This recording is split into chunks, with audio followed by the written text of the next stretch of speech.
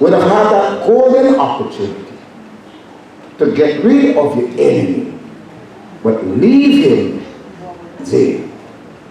Don't answer that. But listen to this now, apply it now.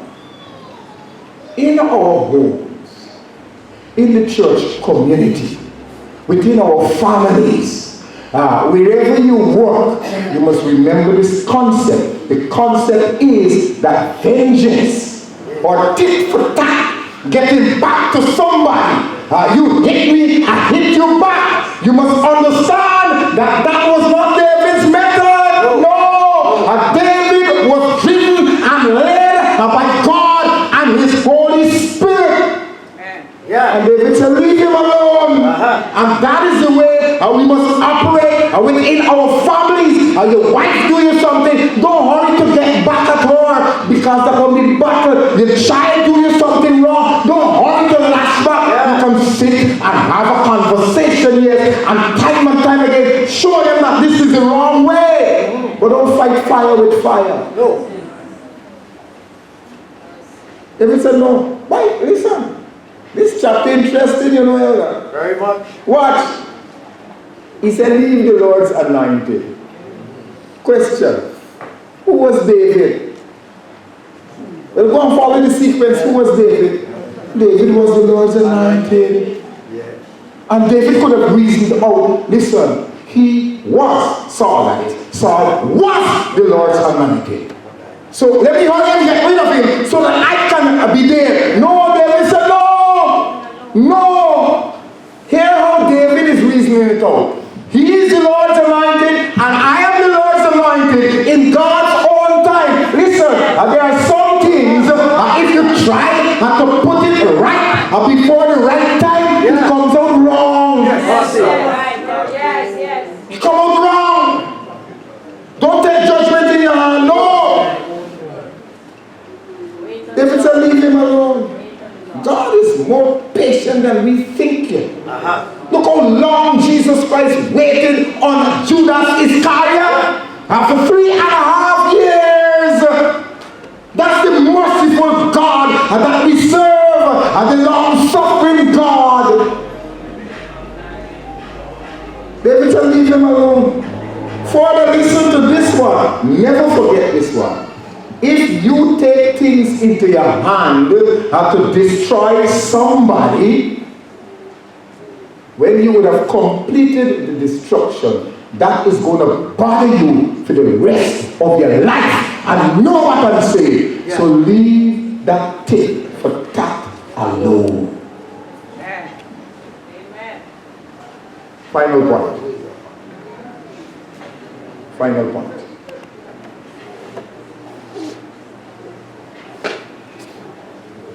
David shows him his water bottle and his spear. But you know, Saul still didn't give up.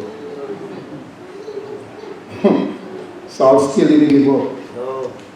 Now listen to this. Let us spiritualize this. There are times when you would have tried your best. Church, listen to me. Listen to me. You would have tried your best to lead a soul to Christ. You do it year after year, month after month. And the person still disagrees to accept Jesus Christ as Lord and Savior. When that happens, leave that alone. Still, here it is now. Still don't condemn and say, hey, that one is hellbound. Oh, you know that? You don't know that? You don't know that? You didn't prepare heaven? You don't know that? Yes, Saul's experience turned out this way. Wrong. But look at Samson's experience. You realize Samson's experience was different? Samson's experience is that this man is going on a wrong path. And then when he comes to the end of his days, he cries out to God. God hears his prayer and helps him to win his last battle. Yeah. In conclusion,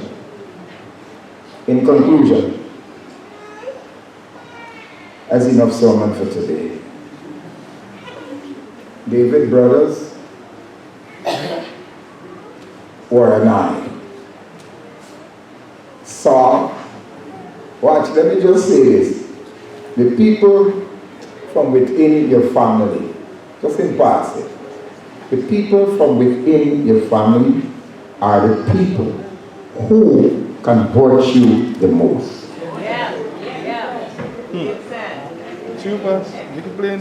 David saving them, his brothers, Eliab and the others.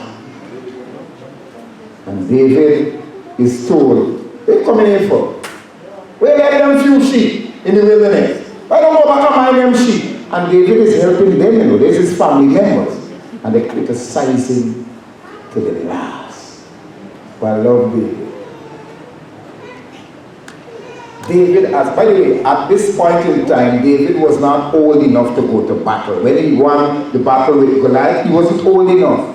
No, that's why he wasn't in battle. He wasn't old enough, he was the youngest. But the thing I like about David is that he made sure that he kept his focus in spite of the criticism.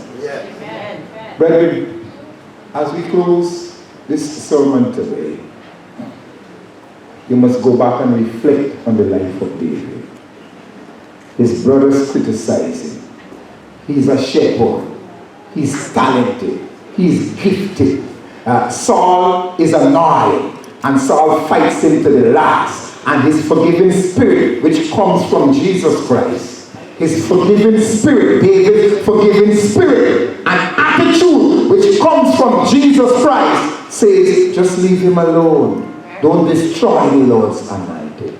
As we seek to build the community of believers, let us reflect again upon the life of David, and let us understand that David was touched by Jesus.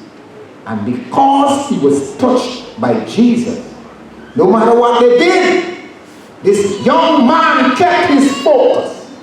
And we, COVID or no COVID, we need to keep our focus and make sure we do not practice tit for tat. You hurt me, I hurt you. No, don't do that. Within your homes, within the church community, our parents and children, husband and wife, that's not the way to go. And vengeance, and by the way, listen to me, if you hold things against individuals, you destroy yourself. Yeah, you destroy yourself. Because you're in a room, everybody laughing and talking, and this person comes into the room who you have something against, and you have to wipe the smile off your face and put up rough face. When they control your behavior. Wasn't so with David. The future of the church does not lie in the hands of the masters of the church, but it lies in the hand of the master, Jesus Christ himself. Amen. In terms of doing service for God. Listen, Elder advertised the virtual crusade we have in etc., etc. Let me tell you something, brethren. Whatever you can do for Jesus, do it now. Don't try to be politically correct. Just do it, man. Just offer your service. Because I hear some people say all types of things. Not from this church. I don't know this church. Right? People say all types of things. No, I ain't walking if it's he. Don't do that. And by the way, you must not make the statement that God's work cannot go on without me. Don't make them, that's stupidness you're talking there. That's nonsense you're talking. Because God's work can go on with or without you. I understand that a long time. So he healed me, he touched me, and until I die, I'm making sure I'm a part of God's work. Let me just stick this in before I close. Somebody here is a teacher. Somebody's a doctor maybe. Somebody's a nurse. Somebody's a laborer. Somebody's a gardener. Somebody's a farmer. Somebody's a contractor. Somebody working at finance. All these different areas. God's people are spread out in all these areas. You think waiting that is for strategically placed so that we can seek out those who need Jesus Christ. Don't try to be politically correct. No, God will help you to be positively, politically positive. Just do His work. You may be the only, let me pick on my friend Roxy, you may be the only heir they want to give this story to. And when they give this story to you, they know that you're a confidential counselor. You know the next thing they're waiting for? They're waiting for a Christian biblical guidance from you. They won't come to me. I don't associate with them. Elder, you have your workers. I hear of a guy, he has his construction team, and any morning they get on the site, they read, they pray, and then they move on. And the guy said, listen, one of the workers used to watch at him, and because of that, he can lead and counsel and guide the individual. I am saying, listen to this, don't miss the David story. I am saying, by our voice and by our lifestyle, COVIDous times, God has placed us here as the light of the world, as the salt of the earth, to present Christ in whatever means appropriate. Everybody talking about vaccine and vaccine and vaccine. Now can I think about vaccine and vaccine and vaccine. And many of us right here, you know how much vaccine we take already. Come on, be truthful. And some of us, your child couldn't go in school unless they get vaccine. Vaccine and vaccine and conspiracy theory and all kind of thing. Why are you clouding up that? That's one of the reasons why certain things on Facebook I don't check. I don't want people playing on my mind. Vaccine and vaccine and vaccine. Well, what about Jesus and Jesus and Jesus? What about Christ coming and coming and coming? What about being ready and I being ready and helping others to be ready? What about 10 commandments? Make sure you keep 10 commandments. What about stop fornicating and stop fornicating and stop fornicating? What about stop committing adultery and stop committing adultery? What about returning to God in faithful tithe and offering? What about stop stealing? And what about stop lying? And what about stop stealing on the work site? And when you're going in the washroom and spending all that time on the device? That's what people must talk about. Yes. What about setting the correct example as Christian believers and friends? And what about your family life being of such that people can say, there goes a godly family. Focus on that, man. Yes. Come on. No vaccine, no vaccine, no vaccine. They had vaccine long before I was born. Yes. And that could mess up your mind. Yes. Instead of you focusing today.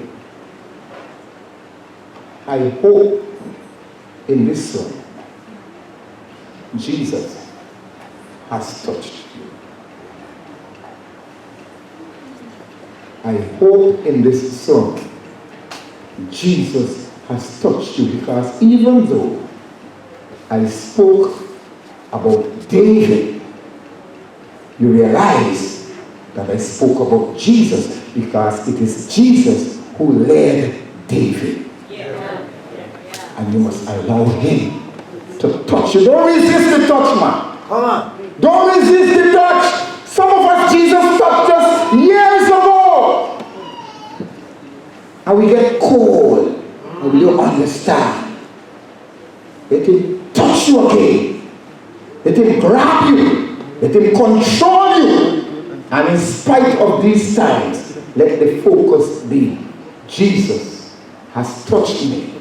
I want him to touch somebody.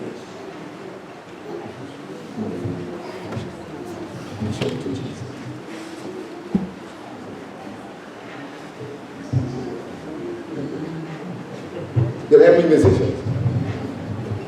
Is your burden heavy as you bear it all alone?